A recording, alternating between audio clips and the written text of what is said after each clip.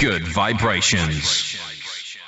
Welcome back to another episode of Good Vibrations, and I'm here with a guest who has previously appeared on a few occasions, and we're here for an updated chat on the McCartney conspiracy, but I don't use the phrase PID, Paul is dead, anymore, because it does tend to carry a fair bit of baggage with it. And my guest today knows all about that only too well. So welcome back to Mike Williams, aka Sage of Quay. Hey, Mike. Hey, Mark. Thank you for having me back. Good to have you back on. Now, for anyone that might be groaning, thinking, oh, God, another McCartney conversation retreading old ground, our intention here today is to go into some different areas of all of this that you don't normally hear discussed. Nobody needs another show just going back over the same old tired narratives that have been trotted out a million times. We are going to talk about the updated version of the memoirs of Billy Shears, because there's some stuff in it which I think is very key to getting to the bottom of all this and trying to discern the truth. But we're going to some other areas as well. And I've noticed, and I'm sure you have too, that this whole subject area has actually become as divisive as flat Earth. It pits friend against friend, brother against brother. People will defriend you just because you hold a different opinion to them. That happened to me just last week when I announced I would be doing this show. Somebody defriended me just for doing that. Apparently, you don't go deep enough and your findings don't tally with this person's work, and therefore I'm an enemy because I'm prepared to do shows with you when I really should know better. So defriending me will jolly well teach me a lesson, so I'll know better for next time. But this is what we're getting with this. It's, it's on a par with flat Earth now. Are you finding the same? Yeah, it can be a very toxic environment, Mark. My intent with all of this McCartney stuff is to present my research and my findings. I don't call it fact. Say, hey, here are my findings. This is what I've been looking at, and I will present it. And so what I've always said is, if it resonates with you, fine. If it doesn't, fine. That's basically it. I'm not asking anybody to jump on board my ship without doing their own homework and without doing their own research. And yes, there are many different facets of the theory. There are different viewpoints. And what I'm finding is if I don't talk about somebody else's viewpoint, or if they think I'm not considering it, then somehow I'm some kind of shill, some kind of agent. Tom and I are working together. I work for Billy. These are all the things that I have heard over time and actually have seen typed out in comments on Paul is at Facebook pages and stuff like that. None of that stuff is true. And just so the audience knows, I look at everything. So Mark and I, before we started the recorder here, we talked about the twin theory, and I have looked into the twin theory, and I've looked at other theories. It's just that I haven't found anything that substantiates it and backs it up to the point where I feel comfortable presenting it. And we'll get into more of a discussion about that, Mark, as to why, with regard to images and videos that have been doctored and altered over time. Sure. And one of the problems with this area of research is that it involves celebrities, of course. And whenever you get that, you get a lot of emotional and nostalgic attraction.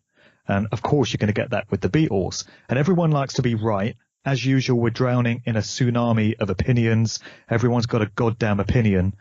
My situation is that I'm in a constant state of flux on this, and I've been very clear about it. There's certain aspects of my work where I'm very clear on what happened in a particular area.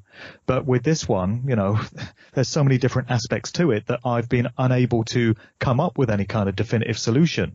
And I actually like it when researchers will state that they can't definitively say what happened in a certain situation because new information is coming across their radar the whole time. That's the way it is with me. But the point is that none of us knows for definite the truth of this matter. The only way that you could is if you were a part of the Beatles' inner circle way back in the day, going back to the 1960s, and that you were, inherently a part of whatever went on. And as we were also saying off air, there's probably no one, or at best 2 or 3 individuals left in the world today that would have been a part of things that could tell you for definite what went on. So the rest of us are left with our informed opinions and our best guesses. But there's no way that any of us can state for certain that our view is correct, right? That's exactly right, Mark. And the only thing we can say, or I can say that I think many Paul is dead researchers will agree on is that the original Paul McCartney was swapped out and replaced back in the 1966 timeframe. And so starting with Sgt. Pepper in 67, there was a new guy in the band. So I know that's a very, very base level in which to start with, but if we can all agree on that, those of us that are in the community, the Paul is dead or the McCartney conspiracy community, that would be a good start. It's from that point going forward where there becomes a lot of haziness and fogginess, and there's a lot of theories out there that people are bantering around and throwing around. And that's what I think convolutes the whole thing. It makes it difficult to get a fix on something more solid beyond the replacement of Paul McCartney. As an example, how did it happen? Who was involved? What's the machinery behind it and all that? That becomes very elusive. Some people don't want to talk about that stuff. They don't want to believe in that stuff. They want to discount it. Others will embrace it. So like I said, it just becomes a bit messy beyond the replacement starting point. Sure. Another way of expressing it is to simply strip it down to the lowest common denominator and say there has been more than one Paul McCartney presented to the public over the years. I don't think anyone in this area of research could argue with that very simplistic way of putting it. There has been more than one Paul McCartney. So that's a statement that I stand behind. Just before we get into specifics then, you announced on a recent video that you're bowing out of this subject area pretty much, at least publicly, after this interview, because you really feel that you've taken it about as far as it can go now until there's something earth-shattering that comes along to move the narrative along, such as, for instance, the passing of Paul/Billy. Do you want to just elaborate on your decision to take a backseat on this whole research right now? Yeah, I never got into this, Mark, to make this a forever thing. And I got into it because I read the memoirs of Billy Shears going back about 2.5, 3 years ago, and when I read the book, it was a hard pill for me to swallow because I was a huge Beatle freak. It's the Beatles are the basis of why I'm a musician, why I play guitar, and why I write music, and so on. And so when I read memoirs, it was a shock to me. I wasn't apt to believe what was written in the book at face value. So what I did was I decided to go off and start to dissect it and see if I can debunk or validate, right, based upon my own research. So as time rolled on, I was able to validate virtually all of what was written in memoirs. And memoirs is an interesting book because you just cannot read it at a single layer. There's 3 layers to the book. But in any case, so I got to the point where I today feel very comfortable with what I believe actually happened, who the players are, what the motivations were, and so on. So since I've hit that point, I said, well, there's not really a whole lot more to do with this. Now, some people got very disappointed because they wrote me and said, oh, Mike, we really loved the shows that you did and your presentations, and I really appreciate it. I really, really do. But the thing was, Mark, I didn't want to get into a position where I was going to continue to talk about something when there was really nothing new to talk about. I just didn't want to reiterate points that were already made or to find one-off videos here and there to show more situations where Billy's wearing latex. I mean, how many of those do you really need, right? So once you have 4 or 5 and you show it and you present it out to the public, the point is made. So that's the point I had reached. And there is no other reason other than that. I'm one of these people where I will research something and then I reach a point where it's diminishing returns. And once I assess that that's where I'm at, that there's really nothing new to add, I will move on to something else, look into something else. As an example, right now I'm spending a lot of time looking into Aleister Crowley. I'm looking into Thelema, looking into researching Luciferianism, because this is the basis of how our world operates and the backbone of the McCartney conspiracy. So I've shifted my gears into that now. So what my audience will see is more presentations that will have to do with that aspect. It won't be touching on McCartney or the Beatles. We'll be getting more into those areas as I try to explore it and explain it based upon my findings to my audience. That's why I did it. It's because I I think at this point for me, it's played out. And as you said, if something noteworthy comes up, there is some higher level of disclosure, I will jump back in the game. I'm not walking away from it. I'm keeping an ear to it, but I'm just not going to report on it on an ongoing basis. Sure. It's very easy for all this stuff to get viewed as entertainment, and people just wait for their latest fix, you know, the next video, and it's like the next episode of your favorite soap opera or something. And I don't think that's something you're particularly interested in. I'm not. I do what I do because I'm a truth researcher, and I like stripping away lies and deception and shining a light on the truth of a situation.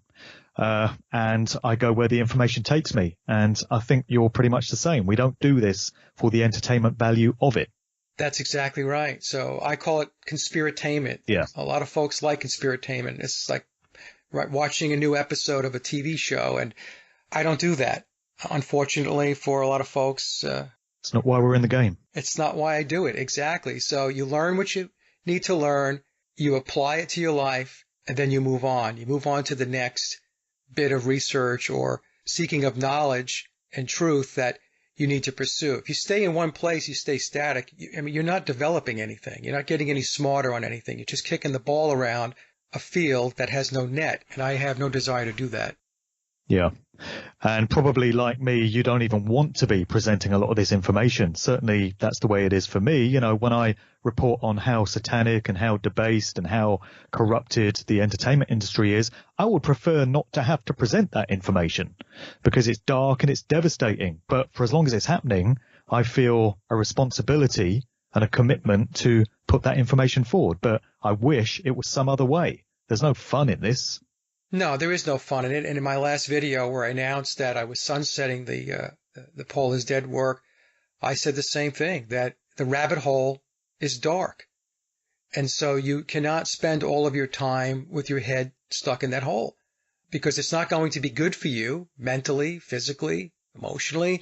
So you need to, like I said, get what you need to get out of it, understand it, and then move on, because there's a whole other piece of life that has to do with spending time with your family and friends and experiencing the good stuff in life as well. It's not all about all this dark stuff.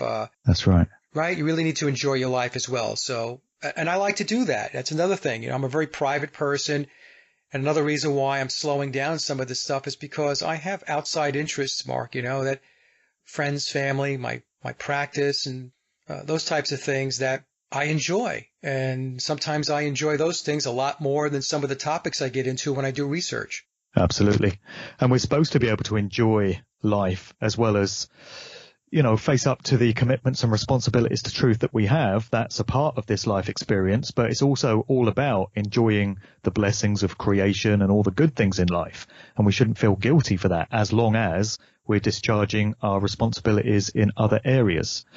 Anyway, before we move on, we do have to address the new edition of Memoirs, the 9 after 909 edition, which came out on the 9th of September 2018. 1-8, so there's the third 9. We've got 999 again. It's all about the numbers, as we well know. We've not done a show talking about this version of the book.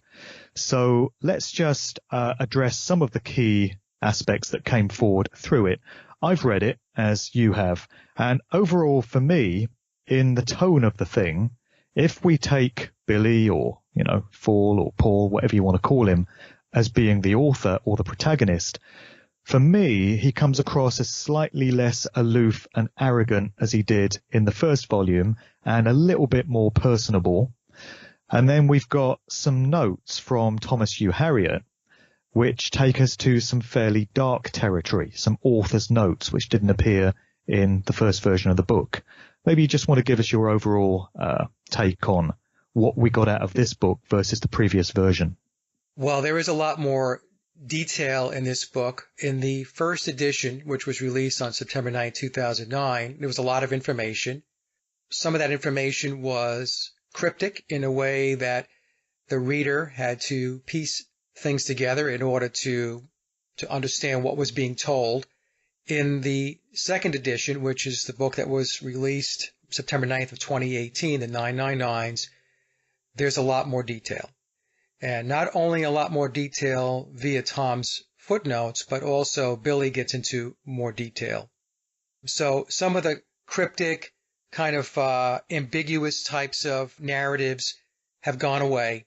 There's a lot more pinpointed discussion about what took place and why. Now, I should also mention, Mark, for the audience, I'm going to share a conversation I had with Tom going back, I guess it was a few months before the release, the second edition, September 9th of 2018 of Memoirs, the Blue Cover. Tom contacted me and he said, Mike, I have been told that we have to revise the book, that they're speeding up disclosure. Tom said to me that he didn't know why that decision was made, so he was not brought in the loop as to why disclosure was being sped up. And so he had asked me what were the most common questions I was being asked by doing the presentations and talking about the topic that he could look to incorporate into the book so that instead of people guessing or wondering, they would get their answers. So the reason why I'm saying this is because some people were trying to figure out why a second edition was published and so on. It had nothing to do with competing with any other books. It had to do because Billy made a decision that he wanted to revise and come forth with more information, more detailed information, and be less cryptic. And so I gave Tom 4 or 5 topics that I said to him that I thought that if you can put this into the book, this would be great. I had no foreknowledge of whether he was going to incorporate my input, which he did. I was very happy to see that. A lot of it had to do with Stanshall and Ackrell and a couple of other things. The second edition, many people have asked me, hey, Mike, I read the red cover. That's the first edition. Should I read the blue cover, the second edition? And I said, look, if you're really into this conspiracy and you want to learn more, then yes, I highly recommend reading the blue book. Highly recommend it. Right. And among the things we got from this version of the book that weren't addressed in the first one, as far as I recall, is the admission that Billy or Paul has been a victim of trauma-based mind control and satanic ritual abuse. There's one of Tom's footnotes where he comes out and says this. And that's quite dark and disturbing and shocking to read for the first time, isn't it? It was shocking. And also in the book, he mentions that Billy was tutored by Aleister Crowley at the age of 10 to read backwards and be able to think in terms of reverse order.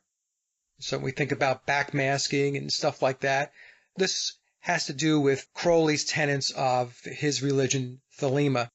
So when we factor in trauma-based mind control starting at the age of 3, or at least that's Billy's earliest memory of being engaged in trauma-based mind control programs, and also being tutored by Crowley, we start to see a very, very interesting story developing. Now, in the book, it says that the trauma-based mind control that Billy went through was for the purpose of ensuring that his disciplines stayed in place. And what they mean by that is Billy was pinpointed from the very beginning because of his bloodlines to be something. So he was brought along. He was groomed. That's what the trauma-based mind control was about. It was to ensure that he stayed on top of his game so that he wouldn't have any soft spots in his desire, his motivation, and his commitment in the pursuit of his musical abilities, his skills, and ultimately his success. That's what it was used for. And the book mentions that some of the trauma-based mind control was not unpleasant, although there were unpleasant aspects of the program. And again, then we factor in the fact that he was definitely tied into Aleister Crowley. It makes a very, very interesting story. You've had Nick Shylock back on your show recently, who seems to be postulating the idea that Billy is indeed an illegitimate son of Aleister Crowley. Do you personally place credibility in that idea? That's a tough one because in the book, in the Blue Book, Billy certainly alludes to the fact that it's possible, in my view. Now, we do know that he is linked to Crowley from an ancestry perspective because of bloodlines. In the book, he refers to William Wallace as the hardy warrior. And I was able to find on the internet through the help of other researchers where it shows that the name Crowley goes back through the bloodline known as the Hardy Warrior. So Billy's telling us that he's connected into that bloodline, the Hardy Warrior, which is William Wallace. And then when we look at ancestry of the name Crowley, it goes back through the bloodline and the lineage of the Hardy Warrior. So I think it's well established that Billy, at the very least, is related to Aleister Crowley. Now, whether it is his father or not, that I don't know. I mean, that's still an open question. But one thing that we have to keep in mind is that, and Nick brought this up, is that Crowley was engaged in ritual sex magic. Now, if you go on Wikipedia, you're going to see that Crowley had, I think it was 4 children that are from marriages, if you will. Outside of those marriages, and because of his sex magic, there's no telling how many offspring are out there that Crowley fathered. So it is possible that Billy is an illegitimate child of Crowley. It is very possible, but we don't know for sure. But I will say that he is bloodline related to Crowley. That part I feel very, very confident about. Sure. And reading Hugh Harriet's narrative in this new book, in many cases it reads like Conspiracy 101. It's like Hugh Harriet's been paying major attention to all the hot potato subjects in the conspiracy world that guys like us talk about. So he covers secret societies, he covers occult symbolism, he covers social engineering think tanks like the Tavistock Institute, he covers control of the entertainment industry and how artists are given roles to fulfill. He covers contracts and oaths of allegiance. He covers government-sponsored mind control, etc. It's almost as if he's been swallowing a whole load of videos that the likes of us would put out, and he's incorporated all this stuff into the book to make sure no stone is left unturned. Did you get that from it as well? Yeah, I looked at it as Tom weaving in these other conspiracies in order to validate, maybe validate's not the right word, but to reinforce the message that Billy's putting forth. So as an example, in the first book, we didn't have all those footnotes. So Billy's telling us about the Illuminati, and he's telling us about the Pyramid of Power, what I refer to as the Pyramid of Power, the 66 degrees within the pyramid and so on. But that's about it, right? So I think Tom brought this other stuff in and explained it, and he weaved it into that Pyramid of Power. He weaved it into how the Illuminati have control over the whole 9 yards, cradle to grave. They control all of this reality through that Pyramid of Power, right? The all-seeing eye. Yeah. What Tom was doing, and I don't want to speak on behalf of Tom, but that was Tom and Billy's way of bringing the audience into the inner circle of the Illuminati, into the inner circle of the pyramid. He was essentially validating these conspiracies. He talked about the moon landings being fake. He talked about 9/11 being an inside job. And also when he talked about 9/11 being an inside job, Billy references that he was very disappointed with his relatives for being involved in the plotting of 9/11. Now, that was a very interesting thing that Billy said in the book, because the person he was referring to was Barbara Bush. It has always been highly suspected that she was the offspring of Aleister Crowley. Right. Right. So I believe Tom brought these pieces in to further get the reader to understand the power and the influence of the overlords, of the Pyramid of Power, of the Illuminati.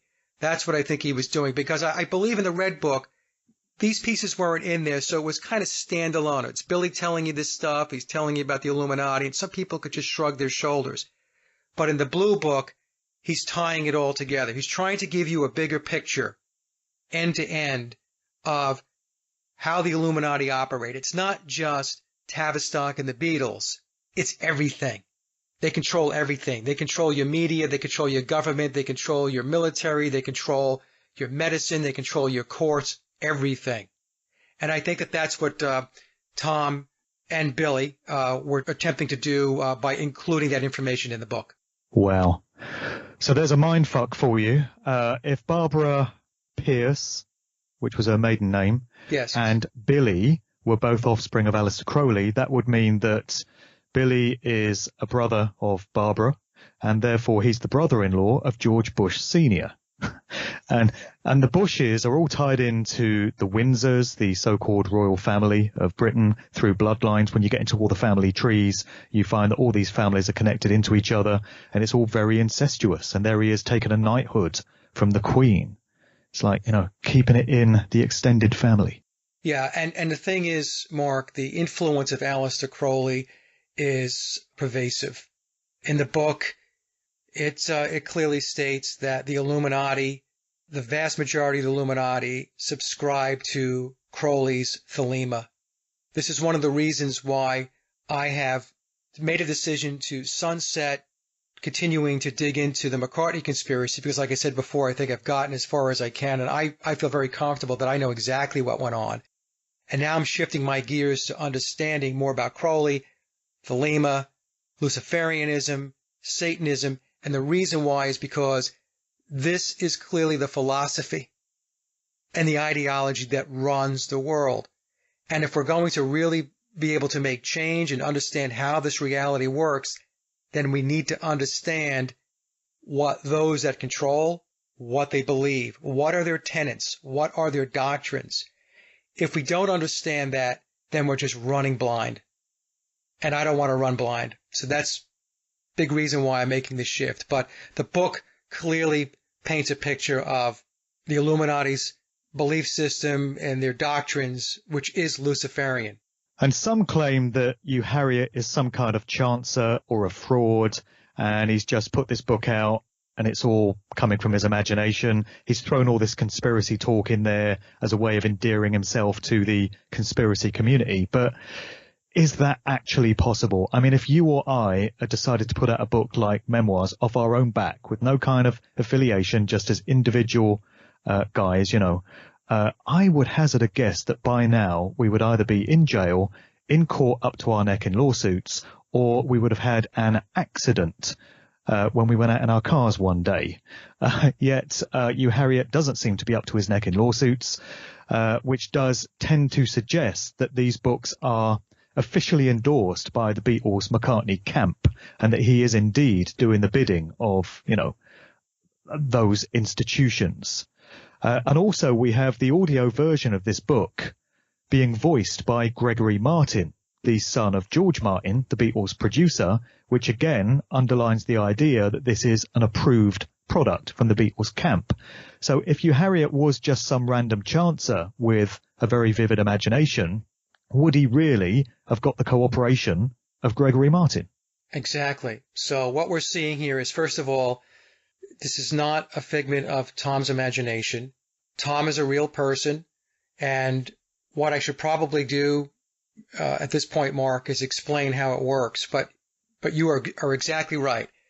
If this were fiction, Tom would have been sued by the McCartney camp. He would be sued by the Vivian Stanshall camp. He would have been sued by the Phil Ackrell camp. And none of this is taking place. In fact, he's got a picture of Billy on the back cover, along with himself. Gregory Paul Martin doing the voiceover on the audiobook. The other thing that folks need to understand is that there are tons of lyrics in the book, not only Beatle lyrics, but lyrics from Rolling Stones songs, from The Who, and so on. An author cannot put lyrics in a book without getting permission to do that. And many artists will not allow their lyrics to be used in a book because they're not comfortable with the way the lyrics are going to be used. It could taint the song, it could taint the artist, and so on. So he had to receive permission to have those lyrics included in the book, so which means he had to have permission from the McCartney camp, Apple, he had to have permission from the Rolling Stones, he had to have permission from The Who. All the artists, Elton John, had to agree to allow Tom to have those lyrics incorporated into the book. Otherwise, there would have been a massive lawsuit for copyright infringement, period. Now, the way this works, so the audience understands, the Masonic structure, think of it as like a corporation, a pyramid, and think of how a corporation is structured. You've got your CEO at the very top, and then you've got all the layers down below. You've got your senior vice presidents, you have your vice presidents, you have your directors, you have your staff, and so on. Tom is a Freemason, and Tom received training, I'm assuming years ago, on how to encode, to do the encoding. Memoirs is encoded, right? We have the acrostical code, that's the third layer. You have the bolded out letters, that's the second layer. And the first layer is just how you would read a book from, left to right. So when Billy decided, or whoever helped him to decide that it was okay to start the disclosure process, disclosure teams were formed. Now, some of these teams were the book, The Memoirs of Billy Shears. That's one project, as an example. And there are other projects that are in place and ongoing as we speak that will have future deliverables. These include documentaries and films, those types of things. So when Billy decided that it was time to disclose, he then sent out the word that he needed to get the best resources on board to put the project teams together. I'm not speaking on behalf of Tom. I'm telling you, I'm explaining to the audience how I have figured out how this works. I have gotten some validation back from Tom. Tom can't say a whole lot because he has signed non-disclosures and confidentiality agreements. But think of Tom as the project lead for the Memoirs of Billy Shears. He heads that piece of disclosure. And that's how it's going to work. So they're setting Bill up so that when he rides out into the sunset, and that process has already started. He's on his horse. He's riding toward the horizon. They're going to ensure that he rides out, and there's going to be a lot of accolades. There's going to be a lot of thank yous and a debt of gratitude, if you will, by the Pyramid of Power, by the Illuminati, for all the work that he has done on their behalf, and that the Beatles have done on behalf of the Illuminati, because it's the Beatles, and we'll get into this, one monstrous psychological operation from beginning to end. So that's how it works. Think of a corporate structure. They look for the best skills and resources within that structure to be able to work on these various projects. And Tom is heading up a project called The Memoirs of Billy Shears. That's the book version of Disclosure. So is your feeling that the decision to disclose would have been a personal one of Billy's rather than him being instructed to do it? I believe that Billy has an agreement in place, and he's contractually obligated to do what he's doing, and then there's an expiration date in which, in that contract or that agreement, and who he contracted with in that agreement, maybe we can get into that a little bit, but let's just think of it in terms of a traditional contract. The terms say, at this point, this time, you can disclose. You can begin the disclosure process with complete disclosure, full disclosure, I'm being told, after he passes away. But between now and the time that he passes away, we are going to see a continued, ongoing rollout of disclosure.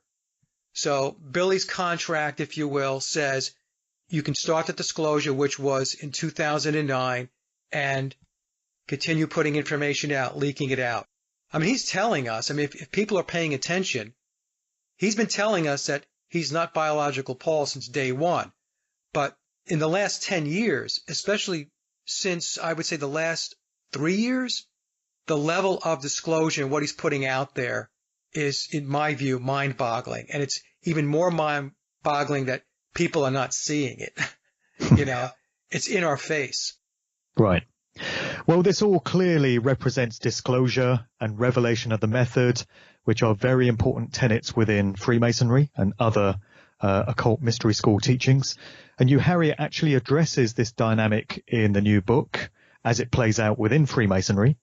And it's acknowledging the universal dynamics of free will and consent, which are very, very key. So I just want to read an excerpt from the book here. This is from page 495 of the 9 after 909 edition of the Memoirs of Billy Shears. And so Tom U. Harriet says, with the Illuminati's doctrine of free agency, they have rules in place to obtain the consent of participants, lest some be esteemed as victims. The idea of mutual consent also comes into play with disclosure. Although the global, that's his word, elite accomplish their design by clandestine means, they tell all in words so plain that the majority disbelieves them. According to their law, when one gives notice of a course of action, if the recipient of the notice does not formally object to it, then he or she has legally agreed. With that tacit agreement, those who control the world do so according to the will of the people. Sometimes they lay the truth out so plainly that most people disbelieve it on the grounds that if it were true, the perpetrators would not admit it. However, with their idea of fair play, and according to their doctrine of free agency, they must tell, but are not required to convince anyone. That, this is me speaking now, that is key to why projects such as this go ahead. And he's laid it all out right there.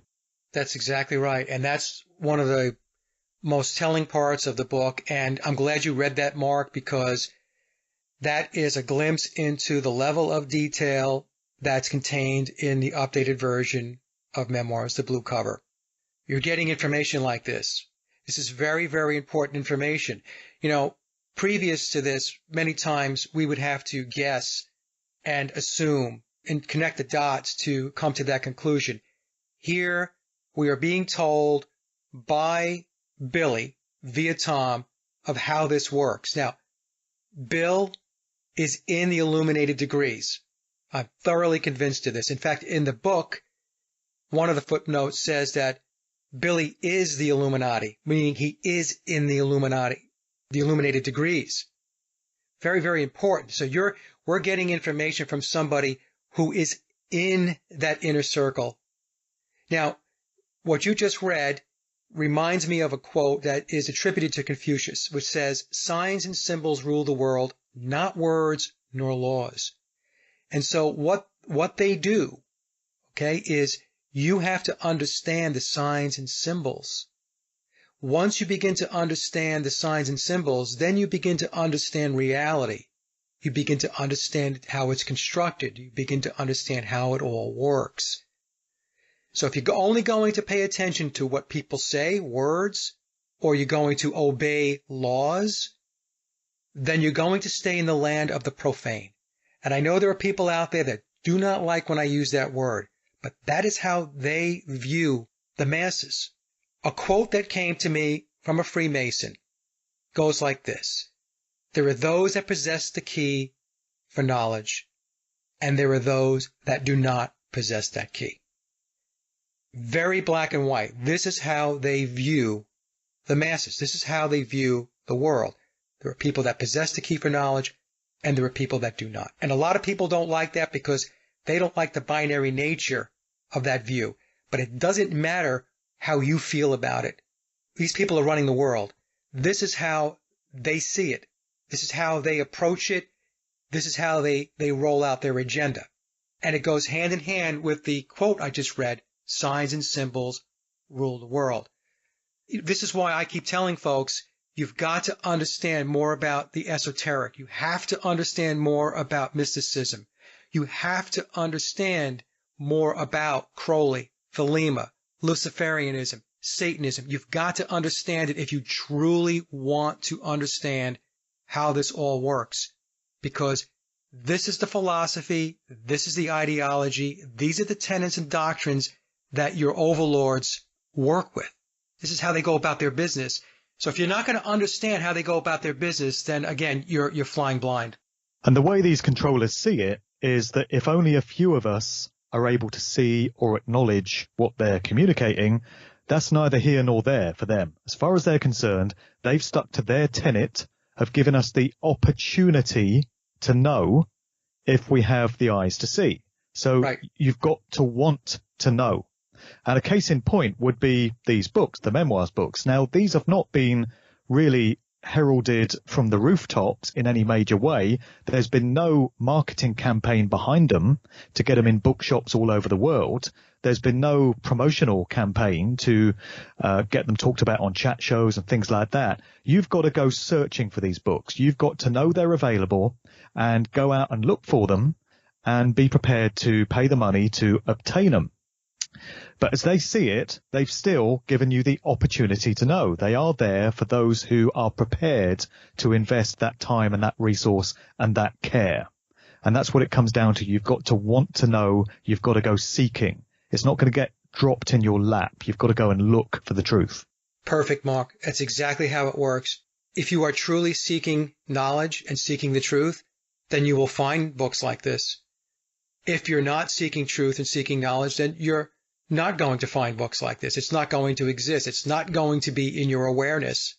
So it was perfectly said the way you said it, is you have to go seek it out. And, once you start seeking, you'll be amazed at what it is that you find.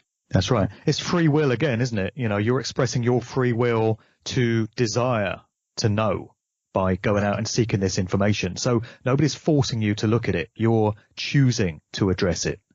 And if you make that decision, there's nothing they can do about it. You're expressing your free will in creation, and you're not being coerced or manipulated in any way. You're just, exercising that decision.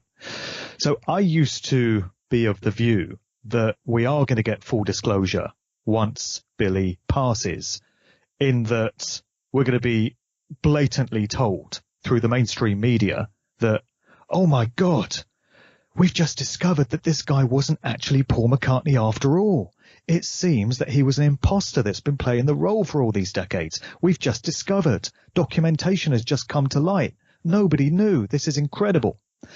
But that dynamic would, of course, involve Billy's kids having some very awkward questions to answer, and also Ringo and Yoko, if they're still around at the time. And presumably, if it can be shown, or if it was shown, that this guy wasn't actually Paul McCartney, Billy's kids would be required to give up all the wealth that's been accumulated through the fraud of that family claiming that they're, of Paul McCartney. So maybe that's something we're not going to get in that blatant a form.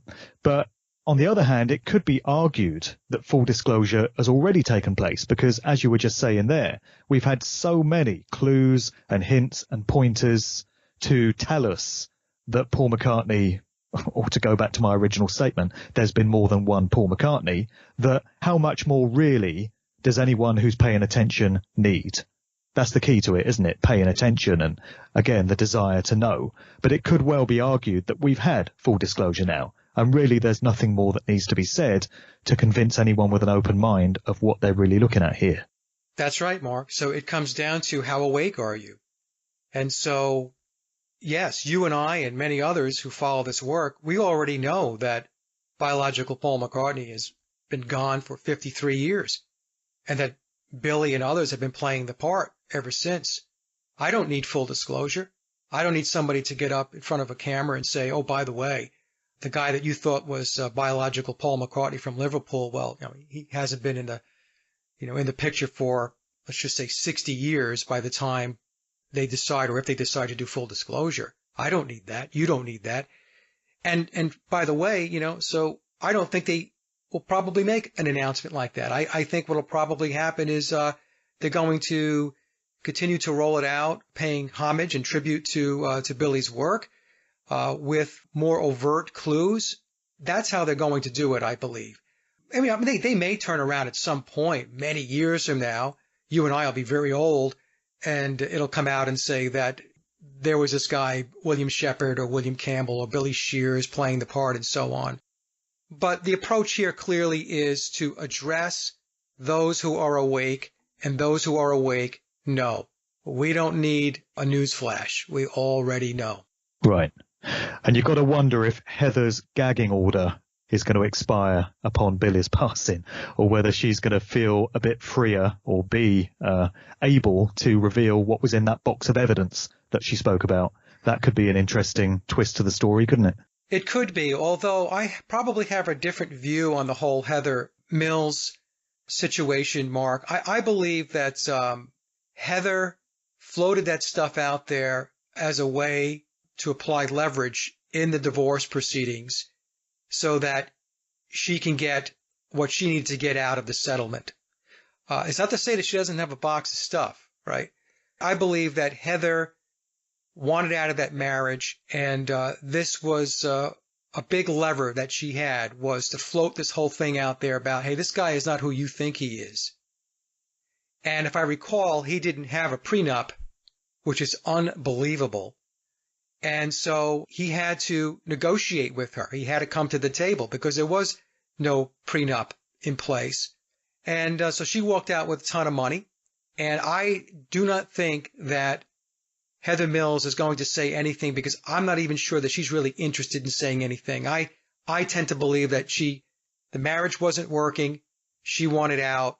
She got a ton of money, and that's it. End of discussion. I don't think we're going to hear a peep out of her. It's just interesting to me that in Britain we get to find out about all these sirs and lords having been grotesque paedophiles only after they pass away. So that was the situation with Jimmy Savile. We got reports about Sir Edward Heath, the former British Prime Minister, apparently being a child killer. We've had it about, Sir Clement Freud being a paedophile, and Lord Greville Janner, Lord McAlpine, Sir Cyril Smith. And these revelations only ever come forward after these people have passed away. So it's just interesting to reflect that we do tend to get information when people are no longer able to answer for it. So it's just an aspect to the dynamic there. Just to throw a little miscellaneous loose end in, as we mentioned, the memoirs books tell us that the real name of the guy playing the role of Paul McCartney is William Shepherd, William Wallace Shepherd. But another name that has constantly come up in this conspiracy research is William Campbell. So people tend to flip between these two names, William Shepherd and William Campbell. Now, there is a William Campbell who was a part of the group Marmalade, and he's known as Junior Campbell. That's his nickname, but his real name was William. And Marmalade, of course, were a group that were affiliated with the Beatles. The song Obla-Dee Obla-Da was written for them. I think McCartney actually wrote that song, and the Beatles recorded it. And there was the song Junior's Farm as well, a Wings song. So that becomes quite interesting. This guy, William Junior Campbell, do you think there's anything in that in terms of where this name William Campbell came from, or could this be a coincidence or a dead end? I am leaning toward Campbell being the surname on his mother's side of the house. So I believe that Billy has gone by, well, he's telling us his name is Billy Shepherd. By the way, he tells us that Wallace is not his real middle name in the book, but that's a clue in order for us to draw the lines back to William Wallace, the bloodline. Okay. So I believe it's very possible that he has used William Campbell. He's using William Shepherd now, Billy Shears, Percy Thrillington, and a bunch of other names that he's used over time. He used Billy Martin as an alias when he was doing his first solo album after he dissolved the Beatles. And by the way, it was Billy that dissolved the Beatles. It wasn't anybody else. Billy decided, the time was up. It was Apollo C. Vermouth as well. Yes. He used a lot of aliases, and this is who he is. We have to understand that Billy's an entertainer, and Billy will play different roles, and he'll take on different names to play these roles. Vivian Stanshall is another one. Phil Ackrell is another. And I still get people that want to debate me about this, and maybe we could talk about it at some time during the show. We can get into it, and I'll explain how that entire piece of it worked. People will send me pictures and say, oh, look, he's got a Campbell tartan on, and he's wearing that, so therefore his last name must be Campbell. But I've also seen Billy wear Scottish tartans. So I do believe what he does is he swaps off between his father's surname and his mother's surname. That's just something that I'm weighing in on right now, and I'm kind of leaning towards. So, but I've always said, Mark, that his last name, I never really got into much debate over that because I was more interested in the bigger picture. So I didn't want to argue, to doomsday when the cows come home, whether it's Campbell or Shepherd. And I always said to folks, it doesn't matter. It could be Jones. It could be Smith. let's understand the bigger picture first. Let's understand how this thing happened, how it worked, how it went down.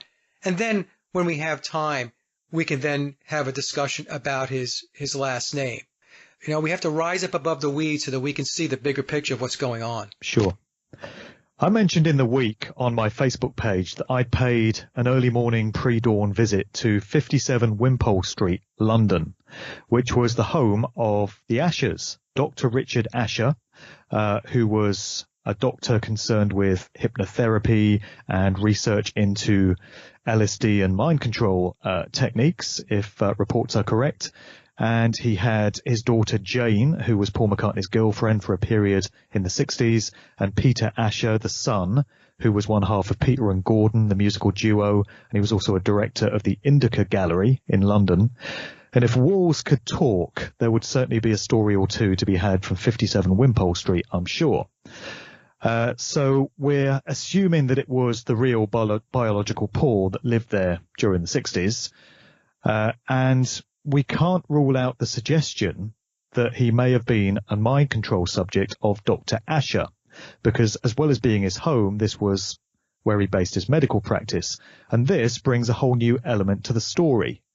We get all these accounts of Paul apparently composing his music in the basement room in which Dr. Asher was discovered dead in 1969 in some very mysterious circumstances. And apparently Paul wrote many of his most famous songs in that house, including Yesterday. But it's got the spectre of mind control looming all over it, this one, as far as I'm concerned. Agree with you 100%, Mark. So I'm going to say something here that's going to probably shock a lot of people. Not you, but there are folks that are listening to this. I believe biological Paul McCartney was in a mind control program. And I believe biological Paul McCartney, along with John Lennon, were in mind control programs from an early age. And the reason why I say that is because and I'll focus on McCartney, and I'll touch on Lennon a little bit because this is more about Paul. But if you take a look at his growing up, his mother was the main breadwinner, right? She was the one that was bringing the money into the house. When you take a look at what his job was and his role and so on, it seems very suspicious to me, very suspect. So if you go on Wikipedia and you take a look at Jim McCartney and you're trying to get a fix on like, who was this guy? What did he do for a living? I mean, you kind of walk away empty-handed. Something about, he was an amateur musician and he was an inspector at an engineering plant at some point. But other than that, you don't get a whole lot about this guy. And of course, biological Paul's mother passed away when he was 14 years old. Fast forward, he's connected into the Ashers, and I agree with you 100%. I do believe, based upon the research, that the Ashers were involved in some level of mind control. Jane Asher's mother was George Martin's music teacher. I mean, how weird is that? And then we also see research that connects Jane Asher's father to Stephen Ward. Yes. Right? And Stephen Ward, he was into some really, really dark stuff as far as, the deep state goes. He was into sex trafficking and organizing orgies, and he was heavily involved in the Profumo affair.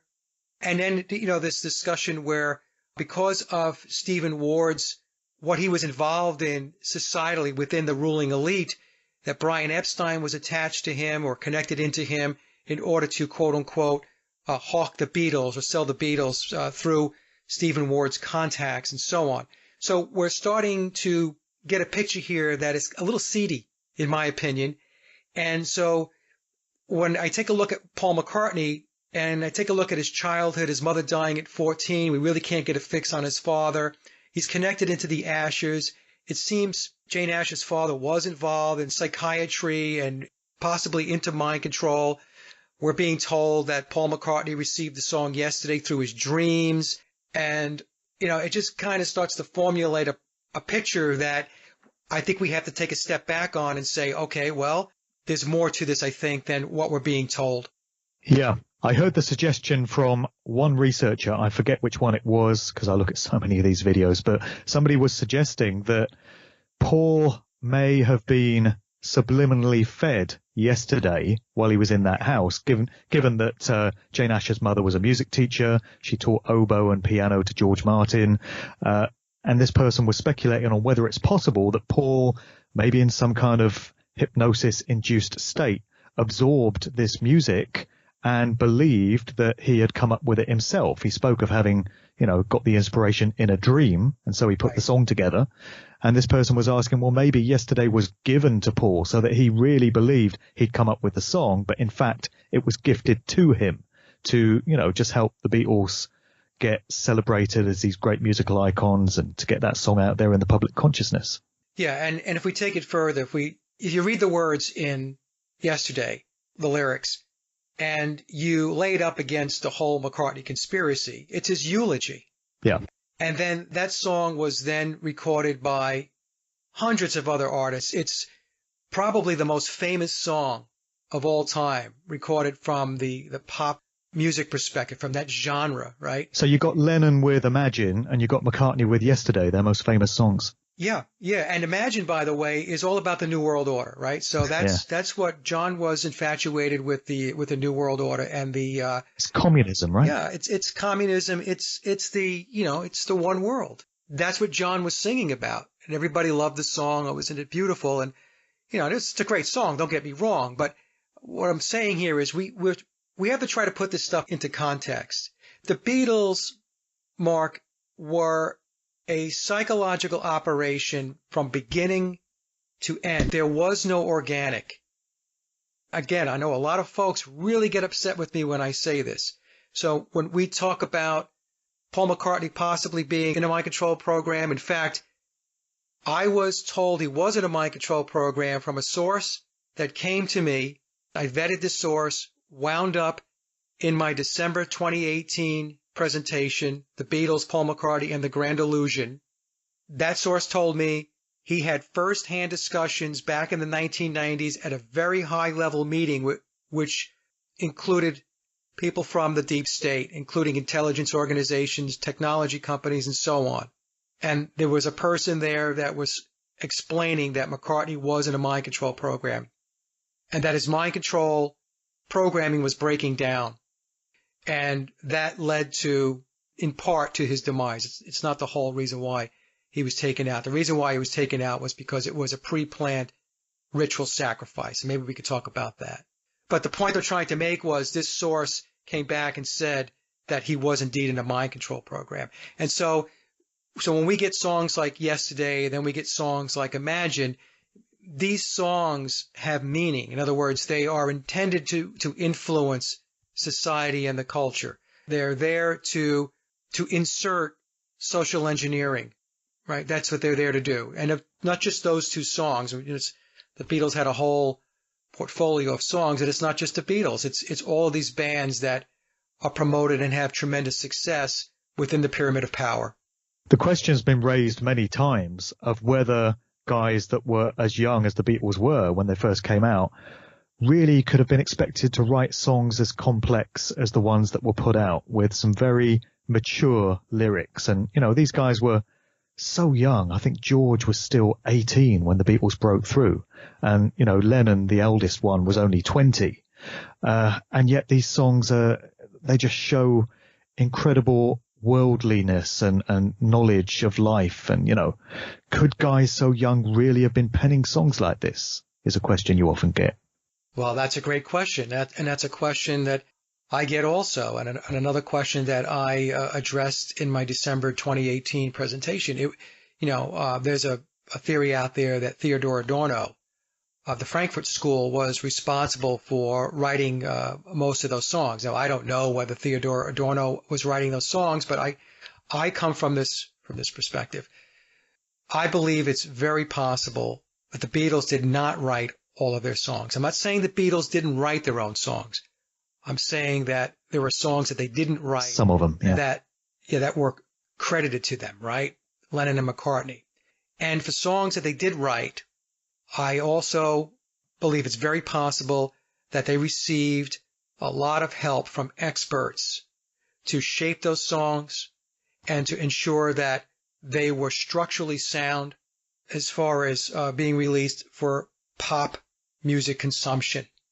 So in other words, biological Paul or John Lennon would have come into the studio. They would have shown George Martin, who I think was huge. George Martin was a handler in playing that role of shaping and massaging the songs and ensuring that they were ready for prime time. But I'm convinced that there were others, uncredited, people we will not know, that were also in that inner circle doing the same thing.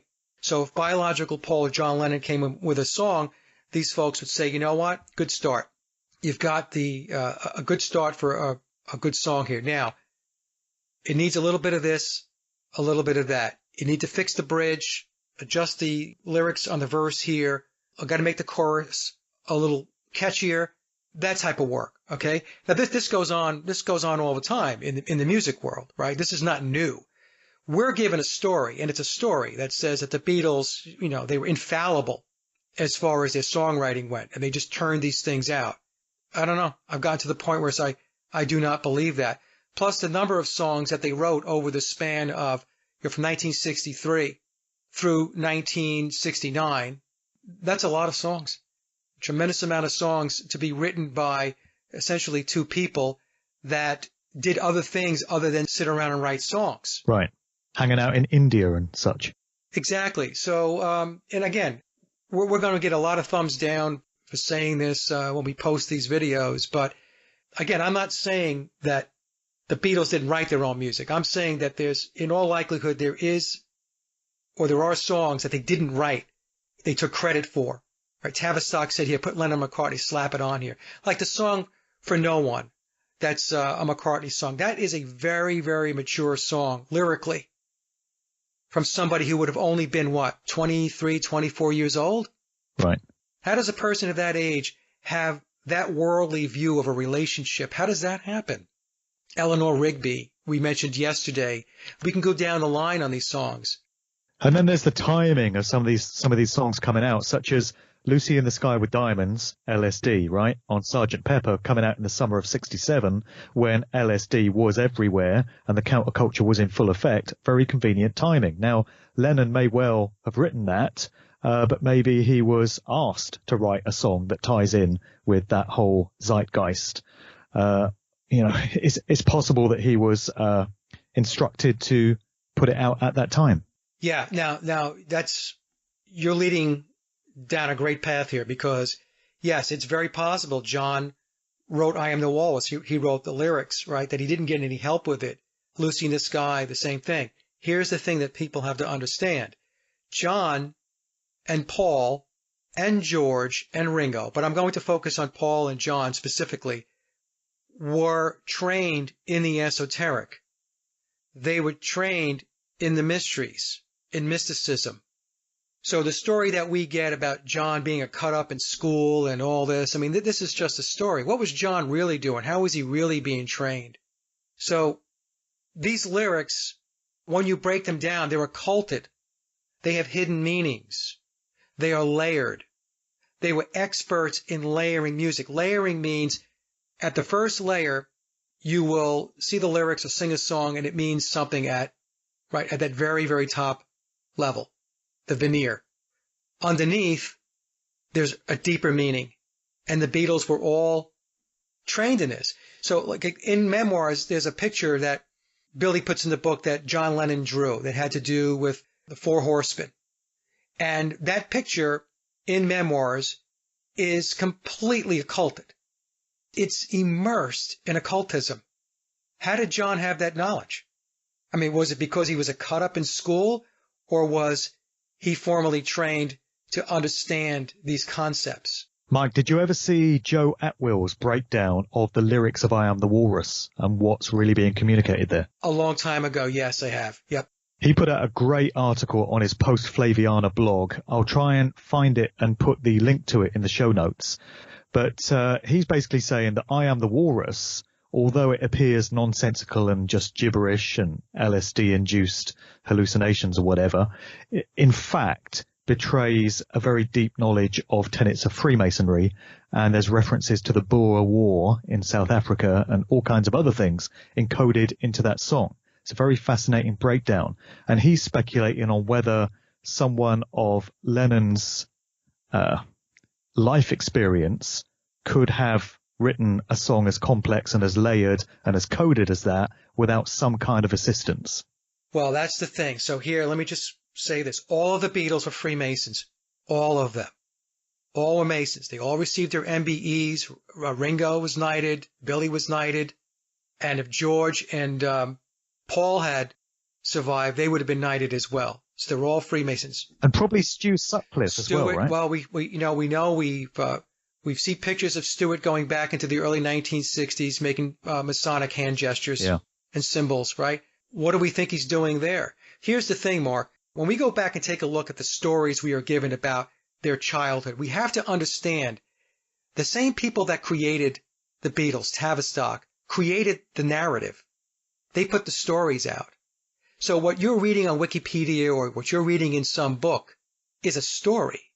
You have no idea whether it's true or not. You assume it's true because you're saying, well, so-and-so wrote a book, and why would he not put truth in the book? Well, the person who wrote the book may think it's true as well because they're going back to source material and speaking to people who are in the inner circle, who are there for the sole purpose of putting the fiction out there, the storyline out there.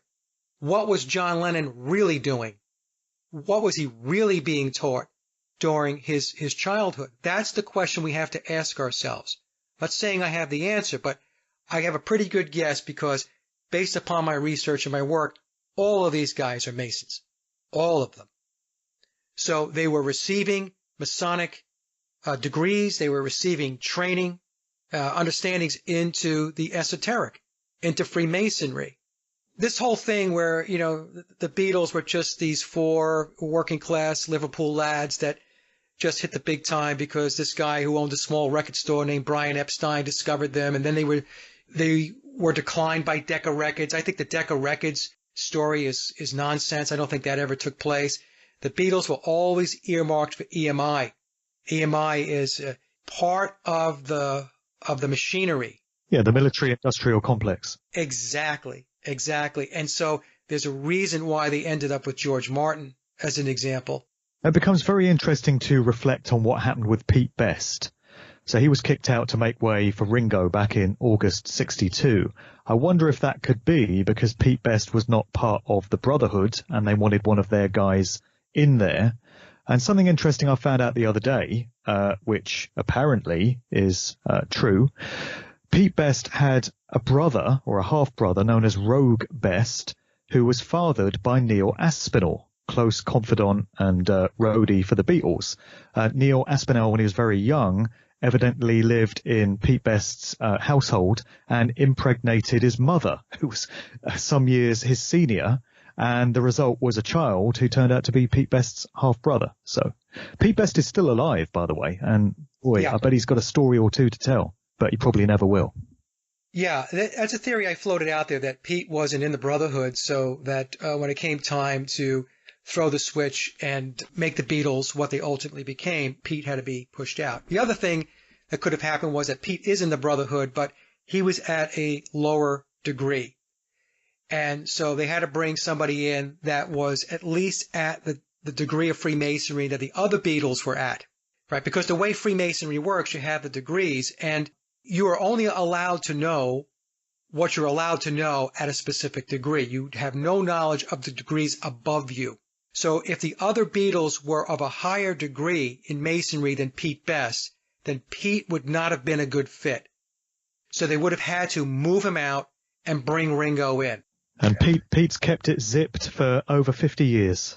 Yeah. Pete's kept it zipped, I'm sure, because Pete is probably in the Brotherhood, okay, even though I said I floated it out that perhaps he's not. But the other thing was, even if he's not in the Brotherhood, Pete may have received some compensation. We'll put it that way. Right. Yeah. Heather style. Yeah. And I've just looked up Dr. Stephen Ward, who we were talking about earlier. Now, his home and his medical practice was at 17 Wimpole Mews. And I passed this the other morning on the way to Wimpole Street. It's a 2-minute walk away. It's just round the corner from 57 Wimpole Street, where the Ashers lived. And both those guys, Dr. Richard Asher and Dr. Stephen Ward, are both said to have committed suicide. Go figure. Yeah. That's right. That's right. So, like I said, Mark, there's a whole piece of this story that we're not told. So we're fed fiction. That's what we're fed. Or we are fed a story with big chunks of the truth missing. Yeah, it's tantalizing to reflect on there being a depository of information stashed somewhere which documents this whole affair, because is this story really just going to be within the memories of those that were involved, and once they've all died off, there goes the story and there goes any possible opportunity to verify all this? Or is there going to be documentation somewhere which details how all this was done? And isn't it amazing to think that that might be lying in a vault somewhere waiting to be discovered at some point in time, maybe? Well, there is documentation. So I'll reveal this, and hopefully I don't get Tom in any hot water. But okay, so the way Tom received information to write the book is he received boxes of information.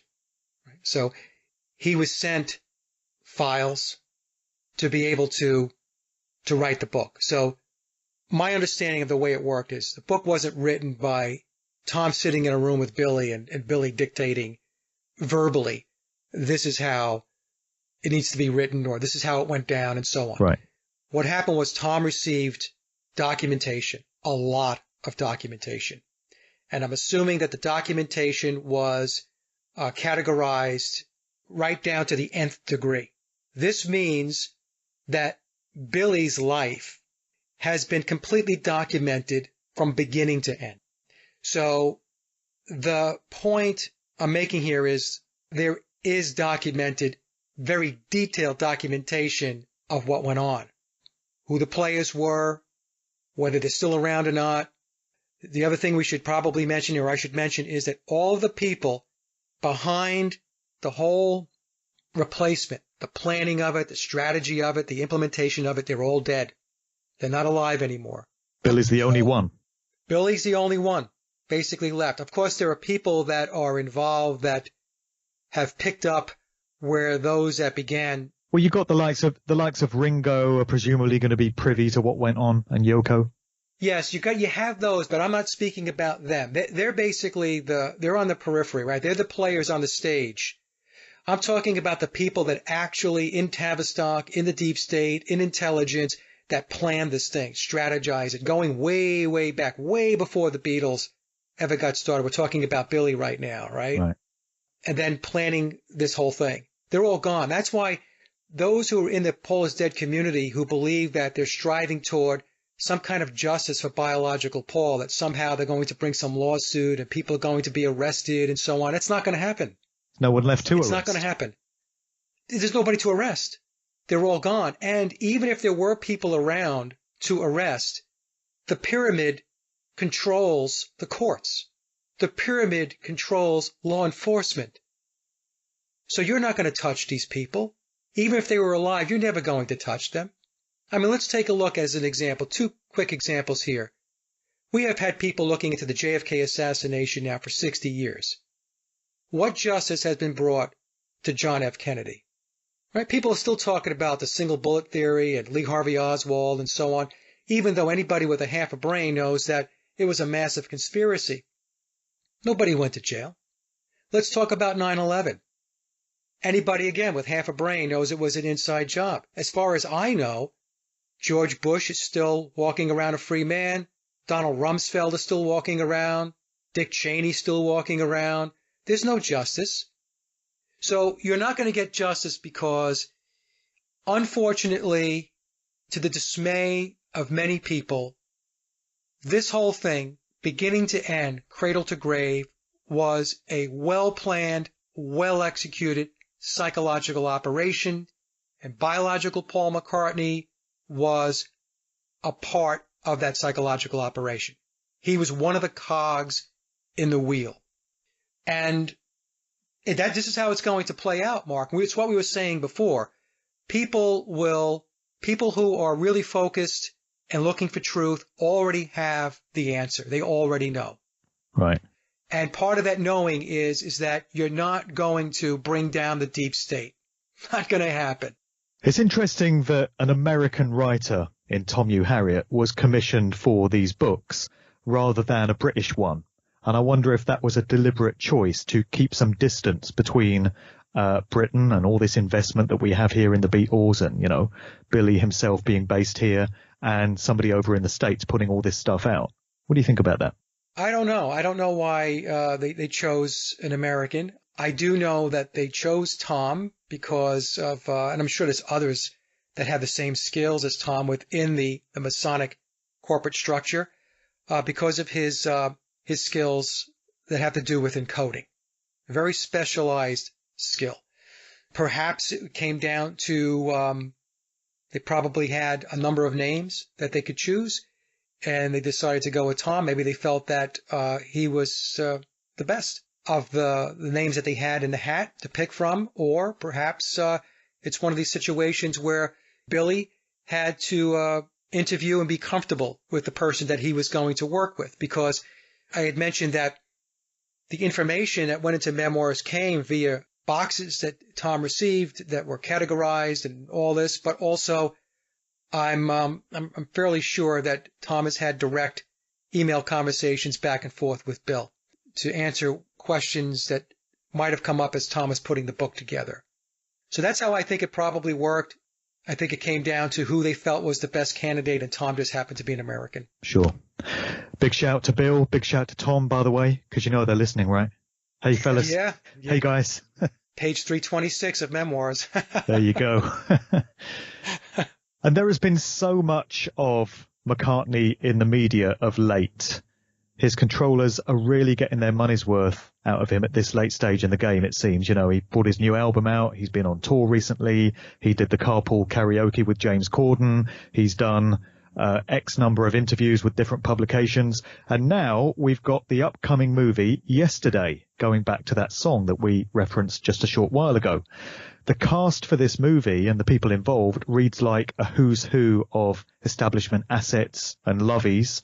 So it's going to be directed by Danny Boyle, who actually turned down a knighthood in 2012, surprisingly, but he did direct the 2012 London Olympics Occult Ritual Sigil Fest.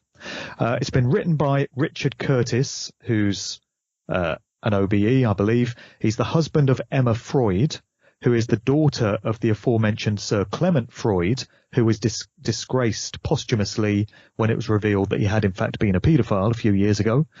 So Richard Curtis is in it up to his neck. It stars Ed Sheeran, who's got connections into the royal family and the United Nations through his father. It's got James Corden, the aforementioned, who's an OBE. He stars in it. And just to read the synopsis of it briefly, Jack Malik is a struggling musician. During a worldwide blackout, he's hit by a bus. After awakening and discovering that he's the only person in the world who appears to remember the Beatles, Jack plagiarizes their songs and becomes a star. So Yesterday is all through this film. And again, it strikes me that this is a vehicle that could not have got out there without the official endorsement of the Beatles-McCartney camp. You could not make a movie about that song and about Lennon-McCartney songs generally without having the full approval of that camp, I would suggest. No, that's right. That's right. It's I saw the trailer for that and I thought to myself, this is another clue for us all. Yeah. And think about what the movie's saying. It's saying there's a different reality. And in that reality, we have somebody who is filling a role. It's not the role that they created, but they're going to pick up where the other person left off. And now in this case in the movie, it's going to be a band called the Beatles. So this person's going to pick up where the Beatles left off, at least in his mind. And he's going to, in this altered reality, this different reality, he's going to capitalize on the Beatle music and the Beatles success.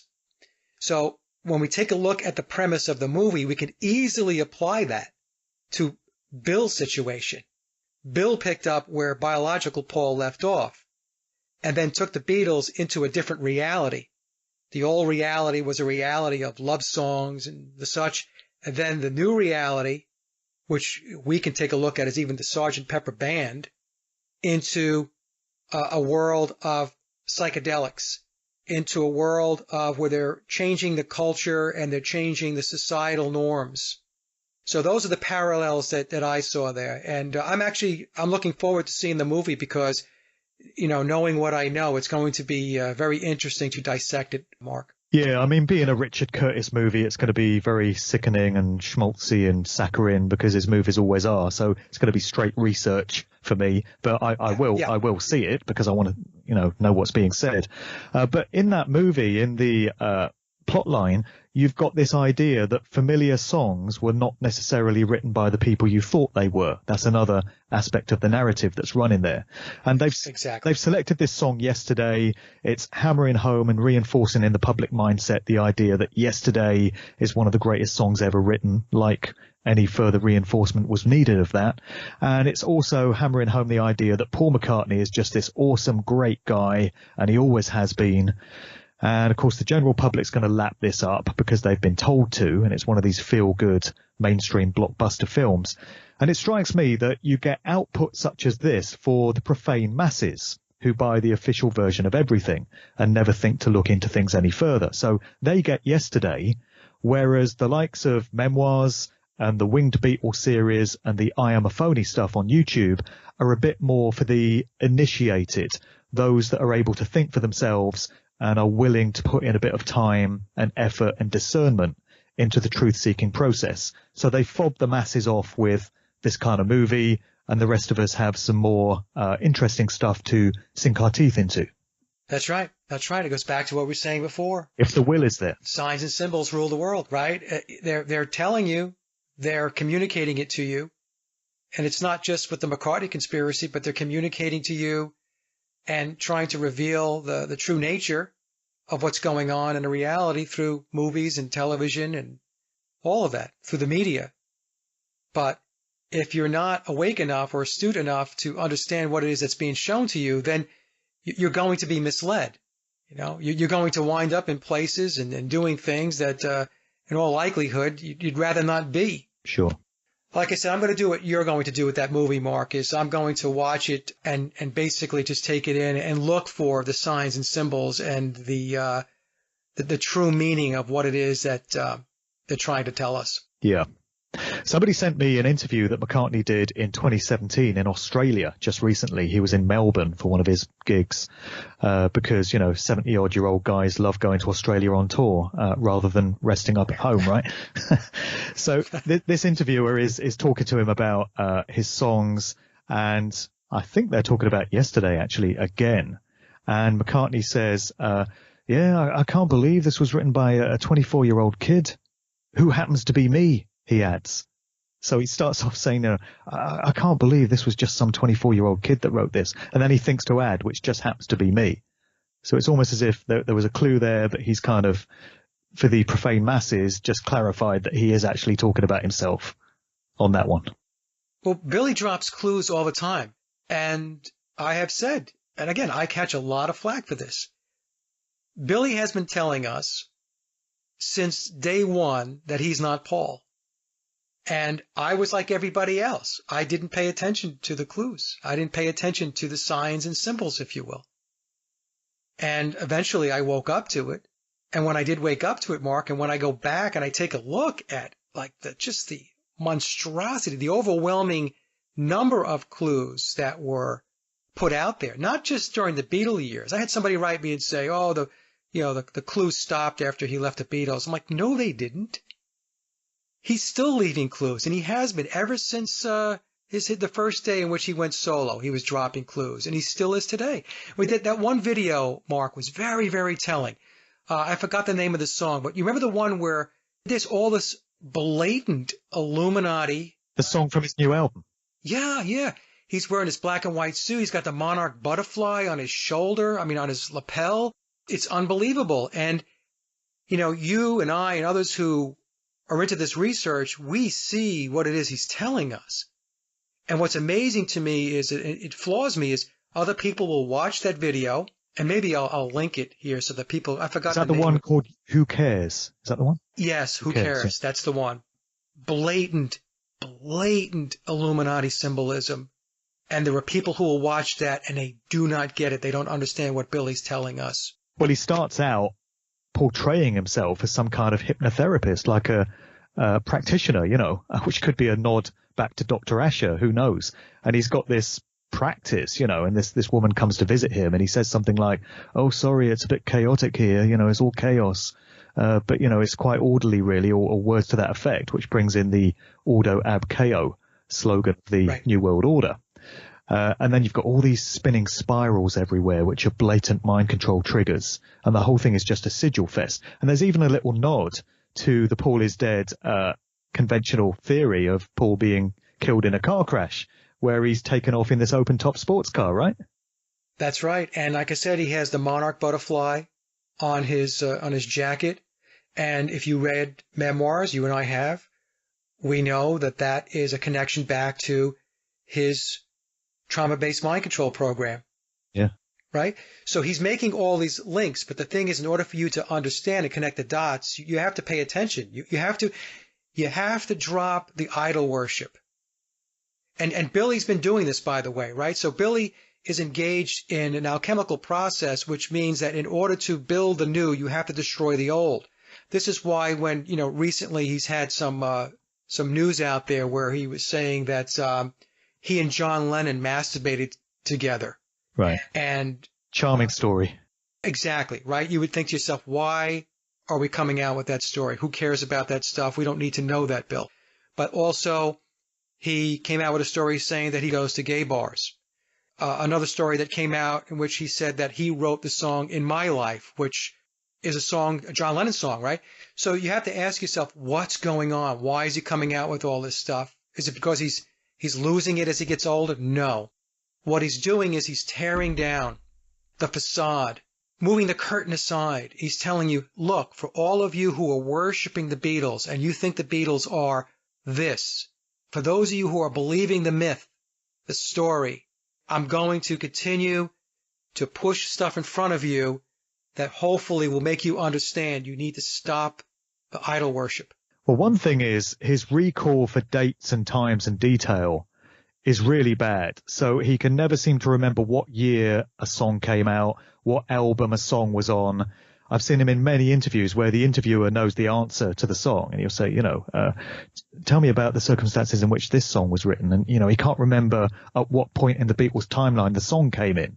And he often says, oh, ask the fans. The fans know better than me, which is a bit of a cop-out. There was one question and answer session he was doing where somebody asked what period this particular Wings jacket came from. There was a jacket that he wore on a Wings tour. And he said, oh, I don't know, sometime in the 1970s, I think.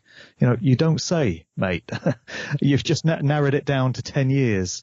So he can't remember what specific year these things happened. And it's probably because he's got so much stuff to remember, to hold in his mind, that he can't possibly formulate it into any kind of timeline. Well, also, Billy admits in memoirs to making stories up. That's the other thing Right. that we have to keep in mind here. So when he talks about, as an example, going back to his childhood or the early Beatle days when he wasn't there, and he gets asked a question, he was schooled to a large degree on history, Biopol's history and the Beatle history, which he probably knew because he was running in those inner circles back then. He was connected into the Beatles before he took over the band in 1966, late 66. But he makes stories up. And what he found out was that nobody was paying attention to details. So when somebody asked him a question that he didn't know the answer to, or he couldn't recall what he was told, he would just make it up. Yeah, right there on the spot. Right there on the spot. And then the person who was interviewing him or writing a paper or an article or whatever just took it and ran with it. They would think, oh, shit, I never knew that about the Beatles. Wow, I've just learned something there. Yes. In fact, there's one author, I can't remember his name, but he had said that McCartney engages in revisionist history. That was very insightful because he was absolutely right. That's exactly what he does. So not remembering specific dates and stuff like that doesn't surprise me, Mark, circling back to what you were saying, because he's probably made so much stuff up over the years. He won't remember what he himself can't remember what has it said. is he made up. Yeah. Wow. So... All right. Well, I think we're reaching the end of the conversation, Mike. Is there anything we've not covered that you particularly wanted to get in there at this point? Well, there's just one thing I just wanted to cover real quickly, and I won't go into great detail because I'm going to do a presentation on it. But a lot of people who are into Paul is Dead, they really get stuck on the whole Stanchel piece. And so let me just explain real quickly how that worked. In my December presentation, I said that the way they did it for the McCartney character is they had two primary replacements. They had a street Paul and they had a performer musician Paul. The performer musician Paul is Billy. Street Paul is an actor that was out there for public consumption. So this is a person that you would see out in the streets. They would be doing interviews and stuff like that. But this person wasn't a musician, so they weren't writing songs. Billy was writing the songs. Street Paul, as far as his transition to look like biological Paul McCartney, was well underway. It was ahead of Bill's, so Bill had to play catch-up. But they didn't worry about it. I'm going to say they, I mean Tavistock and those involved, because they knew they had Street Paul covering the bases on the outside, and Billy was, within the confines of people who knew what were going on, so he didn't have to look like Paul McCartney in the studio, although the transition, the surgeries, the fillers, and the latex were underway. Okay, so you had two primary replacements, and then there were other players that paged in and out. So there weren't just two of them, as Mark mentioned earlier. There were many doubles, but there were two primary, Street Paul and Musician Paul, with others strewn in that were photographed, videoed. That's why it's so difficult to tell who's who. Now, the reason why I set it up that way is because the same exact template was used for Stanchel and for Ackrell. So I have people who write me all the time and they say, oh, look at Vivian Stanchel in this video here. This can't be him. He was married to Quay Longfellow. He had children and so on. It's true. But the person who was married to Quay Longfellow and had children wasn't Bill. That was a street version of Stanchel. So what Billy did was he had two Stanchels. He had the performer Stanchel, which was himself, who played with the Bonzo Dog Band with Neil Innes. And then there was an actor/musician who played the role of Stanchel. So when Billy had to play McCartney, the two can coexist. The Stanchel that passed away in 1995, that was Street Vivian Stanchel. Street Viv. Do you buy that individual actually died in a real house fire, or could we be looking at the retirement of a public persona? Because this is quite a sinister element of the new memoirs where, the author, the protagonist, admits to the fact that this guy was playing the role of Stanchel, and he says that when Linda got cancer and he wanted to nurse her in her final years, he didn't want to play the role of Stanchel anymore, and he offered this guy who'd been playing the role some money to relinquish the role, and the guy didn't want to, and the next thing you know, he dies in a house fire. So either we're looking at a very sinister, dark twist to the story here, and people can, understand the implication involved, or the public persona was retired rather than anyone actually dying. What do you think about that? Yeah, that's a good question. So in the book, it says that Billy approached the actor who was playing the lifetime actor of Vivian Stanchel, Street Viv, and said, hey, look, I'm going to retire this thing, so I'm going to give you a bunch of money and you can go back to your original name, your life and so on, and that's going to be that, right? And so the way the story goes in the book, that person, Street Viv, declined the offer. And, on March 5th, 1995, he dies in an electrical fire. Yeah. What are the odds of that happening randomly as opposed to him being knocked off? That's what we're saying here. Right. So it's possible that he was paid off and he went back into his life before Vivian Stanchel and he's still around and it ended that way, or he did die in a fire, right? Now, if he died in a fire, yes, the way it reads in the book, it looks sinister. It's like, oh, you declined my offer, did you? Yeah. Well, that's not going to work well. Exactly. And then if we break down March 5th, 1995, the numbers are 66. You see, March 5th, March 5, 3 times 5 is 15, 5 plus 1 is 6. 1995, in numerology, the 9s become zeros. So 1995, 1 and 5 is 6, it's 66. So it looks like something took place there that is a bit dark. I don't know how to answer the question, but it could be possible that he took a paycheck took a severance, and he went home. For those that want to argue this whole thing about stanchial, let me just say this because I know we're running short on time here. You must differentiate between somebody's legal name and their birth name. Okay? There's a big difference. So when people want to argue with me that that's Vivian Stanchial and they're pointing to Street Viv, you need to do some digging. And when they tell me that their family is chuckling, that, the memoirs is saying that Bill played Vivian Stanchial, yes, because Billy did not play who they know as Vivian Stanchial. There were two Vivian Stanchials. And the question to ask anybody who is on the inner circle of the whole Vivian Stanchial discussion is to ask him this question. The person that you believe is Vivian Stanchial, is that their birth name or is it their legal name? The birth name is a name you are born with. A legal name is a name that identifies a legal fiction. Right. That's how Billy gets away with Paul McCartney, right? Paul McCartney is his legal name. It's a corporate fiction. Sure. It's not his birth name. And to basically wrap this up, the same template, performer, acral, street acral, same template, except in this case, the Phil Acral bit was passed on to a guy by the name of Philip Ralston. Philip Ralston. Billy was looking to lease that character to Philip Ralston and then pick up some, if you will, royalties, money, if you will, if the Phil Acral character took off. It never did. That was the issue. It never did. So it's a very simple, straightforward template that they use. Two of everyone. Two of everyone at the minimum. For Stanchial, there was two for sure, but there were others also, because Billy says that even during performances sometimes with the Bonzo Dog Band, they had somebody fill in because he couldn't make it. And usually those performances involved masks and stuff like that. So it wasn't Billy behind the mask, it was somebody else. And then the same thing with Phil Acral. I get sent videos saying, look, that's Phil Acral. He's playing at some venue in the 1980s or the 1990s. You're crazy, Mike. That's Phil Acral there. You're saying that Billy played him. You're not looking at Phil Acral.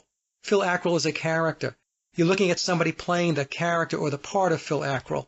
That's what you're looking at. And again, Mark, I will do a complete presentation on this. I will break it down to the nth degree, and that will be it. For those that have eyes to see, ears to hear, they will get it. For those that want to continue to stay in denial and refuse to see what it is that, is right in front of you, then that's your call. I don't concern myself one way or another. Like I said in the beginning of the show, I put my research and findings out, No dog in the race. Yep. All right. Well, we shouldn't need to do another one of these shows until Paul/Bill passes now, theoretically. That should be the next time that we need to come together and do another one of these because I think it's all been done now as far as it possibly can be until some major new revelations come along. So we'll kind of bear that in mind. But I think you're going to miss it. You're going to miss it.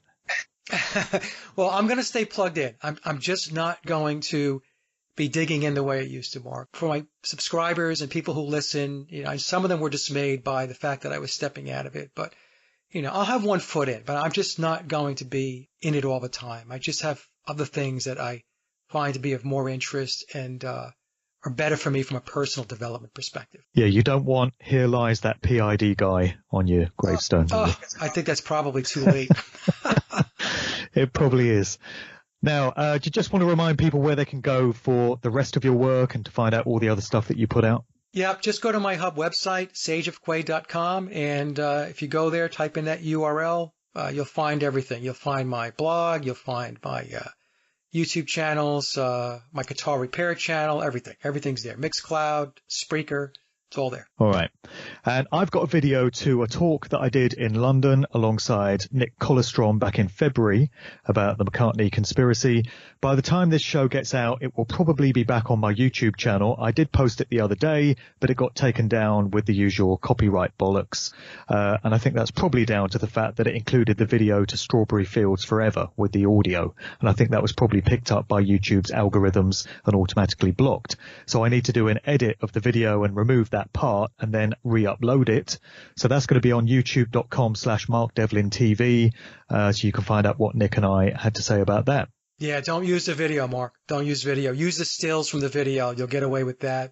Apple and UMG, they jump all over that stuff. Sure, yeah, I've got the audio to the song. There's also an excerpt from a video that was taken from the Beatles Anthology DVD. I don't know if they're going to block that as well. It's the one where Paul walks in on George and he says, "Hello, William." I'm just wondering if that's going to get blocked too. Maybe I should remove that. I have it in mind, and it did not get blocked. Okay, maybe it's just music then. Yes, you can take a shot. I have it. It didn't get blocked. Not yet. So it's not to say at some point it won't catch up with me, but so far so good. Okay, Mike, thanks for coming on today, brother. Thank you, Mark. Thank you so much. This is just a I'm picking up vibrations.